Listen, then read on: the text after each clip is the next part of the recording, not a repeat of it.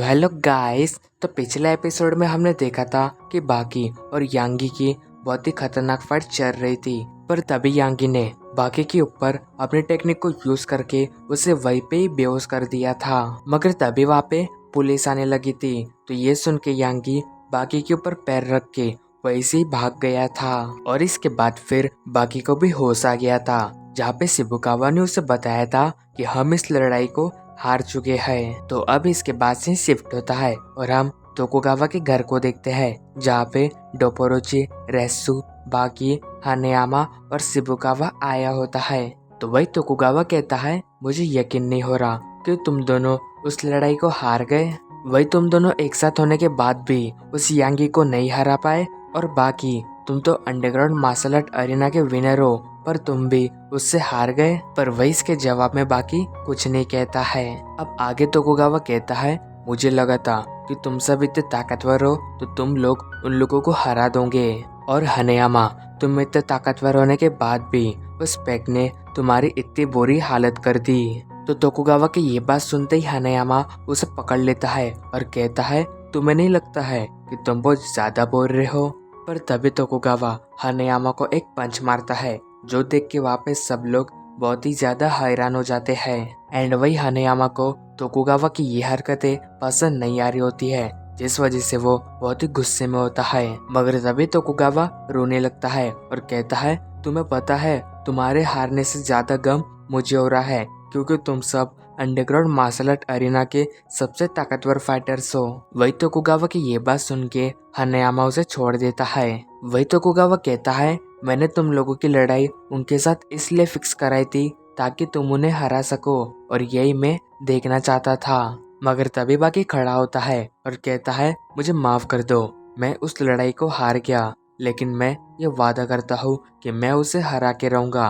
और ये कह के वो वहाँ से जाने लगता है। और जैसे ही बाकी दरवाजा खोलता है तो उसके सामने खड़ा होता है डोरेन, जो बाकी से कहता है, तुम्हें जाने की जल्दी है क्या?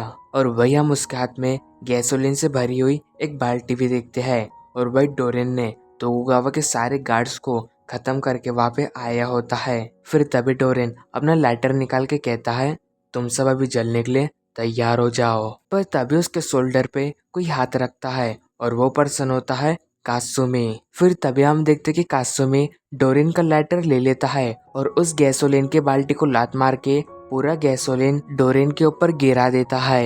एंड वही डोरेन ये देख के बहुत ही घबराने लगता है और धीरे धीरे पीछे जा रहा होता है। पर तभी कात्सुमी उसे लात मार के वहीं पे गिरा देता है।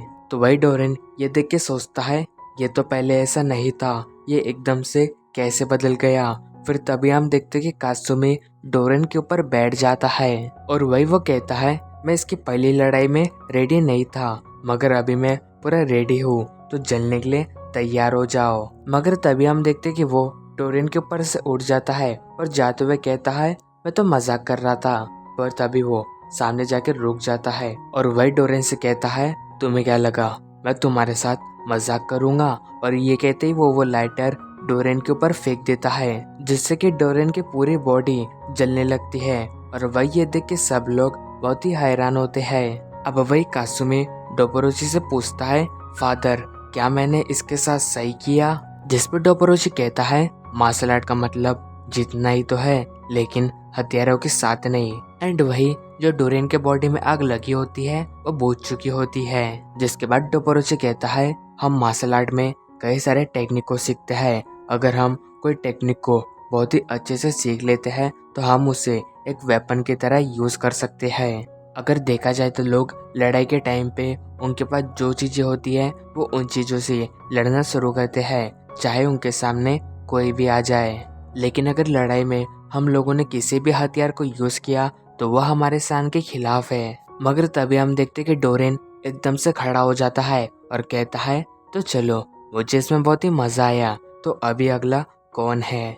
तो ये सुनकर डोपोरोची कहता है, जाहिर सी बात है, अगला मैं हूँ, क्योंकि मुझे पिछली बार का बदला भी तो लेना है। पर तभी कात्सुमी उसे रोक देता है और कहता है, डैड, अगली लड़ाई मेरे मास्टर लड़ेंगे। तो ये कहते ही वहाँ पे एक पर्सन आता है जिसका नाम कताव होता है, और वो कात्सुमी का टीचर होता है। और इस पर्सन ने भी अंडरग्राउंड मार्शल आर्ट अरीना में कई सारी लड़ाइयाँ लड़ी है और इसे मार्शल आर्ट सिखाने से ज्यादा फाइटिंग करने में मजा आता है। मगर तभी हम देखते हैं कि कताओ डोरेन के ऊपर अटैक कर देता है और उससे कहता है, तुमने डोपोरुची के साथ बहुत ही गलत किया, तुम्हें उनके साथ ऐसा नहीं करना चाहिए था।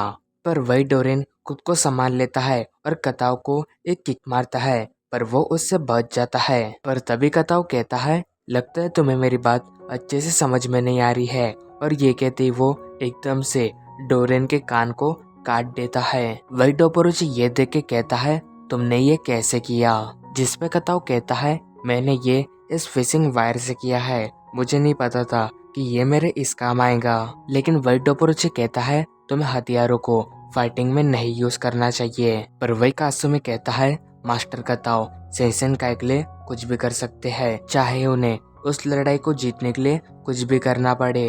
तो ये सुनकर डोपोरुची कहता है, सेंसेन काई के लिए तो मैं कुछ भी कर सकता हूँ, लेकिन हथियारों से नहीं, अपने टेक्निक से। और ये कहते ही वो डोरेन को एक जोरदार लात मारता है, जिससे कि डोरेन अपने घुटनों पे गिर जाता है। लेकिन तभी हम देखते कि डोरेन ने उस पतली वायर से कात्सुमी और कताओ को पकड़ लिया होता है। एंड जैसे ही डोरेन उन दोनों को काटने वाला होता है, तो तभी डोपोरुची अपने हाथ से ही उस वायर को काट देता है। तो वही ये देख के डोरेन बहुत ही ज्यादा हैरान हो जाता है। तो वह फिर डोपोरुची उन सबको बताता है, अगर तुम अपने हाथों को बहुत ही मेहनत करके ट्रेन करो और कई सालों तक उस पर मेहनत करो, तो तुम भी अपने हाथों को एक हथियार के जैसे यूज कर सकते हो। और अगर तुमने ऐसा कर लिया तो तुम्हें किसी भी फिशिंग वायर की जरूरत नहीं पड़ेगी, तुम्हारे हाथ ही हथियार का काम करेंगे। लेकिन तभी हम डोरेन को देखते हैं, जो बहुत ही अजीब सी हरकतें कर रहा होता है। पर तभी वो अपने मुंह से एक ग्रेनेड को बाहर निकालता है, जो देख के वहाँ पे सब लोग